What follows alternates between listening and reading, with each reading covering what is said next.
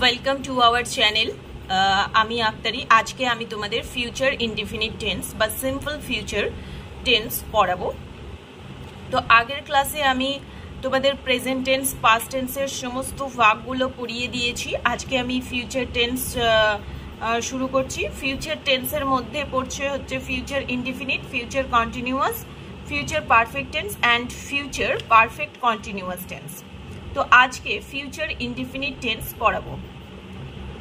ভিডিওটা শুরু করার আগে তোমাদের বলে রাখি, তোমরা যারা প্রথম এই চ্যানেলে ভিজিট করছো প্লিজ চ্যানেলটা সাবস্ক্রাইব করে দাও ওয়েস্ট বেঙ্গল বোর্ডের ইংলিশ ক্লাসগুলো পাওয়ার জন্য এবং চ্যাপ্টার ওয়াইজ গ্রামারের ক্লাসগুলো পাওয়ার জন্য। আর তোমরা আগে থেকে যারা সাবস্ক্রাইব করে রেখেছো তোমাদের অসংখ্য ধন্যবাদ। তো দেখো, ফিউচার ইনডিফিনিট টেন্স অর্থাৎ সাধারণ ভবিষ্যৎকাল। ফিউচার ইনডিফিনিট টেন্স কাকে বলে?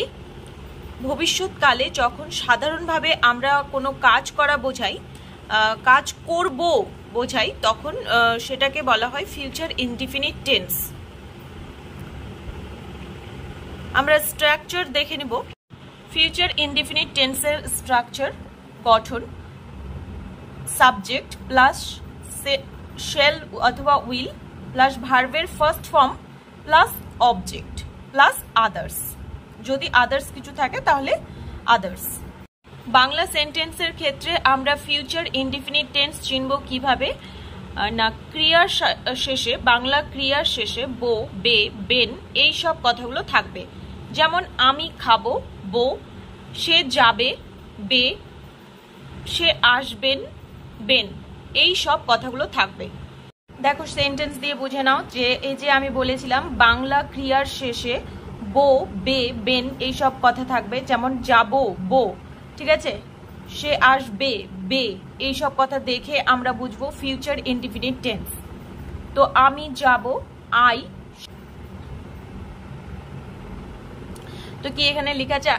সাবজেক্ট প্লাস শেল অথবা উইল প্লাস ভার্বের সাথে first form plus object plus others. তো এই যে শেল কখন বসবে? আই এর সাথে শেল বসে, আই শেল। আর হি উইল, ইউ উইল, ঠিক আছে। তো আমি যাব, I shall go, I shall go, আমি যাব। তো উইলও হয় কখন? উইল হয় I will go, I will go. এটাও হয় কখন? হয় যখন আমি জোর দিয়ে বলি আমি যাবই, তখন আই উইল গো। সে আসবে, হি উইল কাম, সে আসবে। সেন্টেন্স যদি নেগেটিভ হয় সেক্ষেত্রে স্ট্রাকচার হবে কি? স্ট্রাকচার হবে সাবজেক্ট প্লাস শেল অথবা উইল প্লাস নট প্লাস ভার্বের ফার্স্ট ফর্ম প্লাস অবজেক্ট, তারপর আদার্স।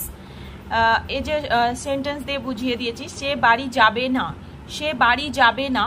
এই যে এখানে দেখো আদার্স, আদার্স কিভাবে খুঁজে পাবো? সে বাড়ি যাবে না, হি উইল নট গো, সে যাবে না, কোথায় যাবে না? বাড়ি যাবে না, হোম। তাহলে এই যে হোমটা হলো আদার্স। তো আদার্স যা কিছু থাকবে শেষে বসাতে হবে। He will not go home, he will not go home, others হয়ে গেল। সেন্টেন্স যদি ইন্টারোগেটিভ হয় তাহলে সেক্ষেত্রে স্ট্রাকচার হবে শেল অথবা উইল, তারপর সাবজেক্ট, তারপর ভার্বের ফার্স্ট ফর্ম, তারপর অবজেক্ট, তারপর আদার্স।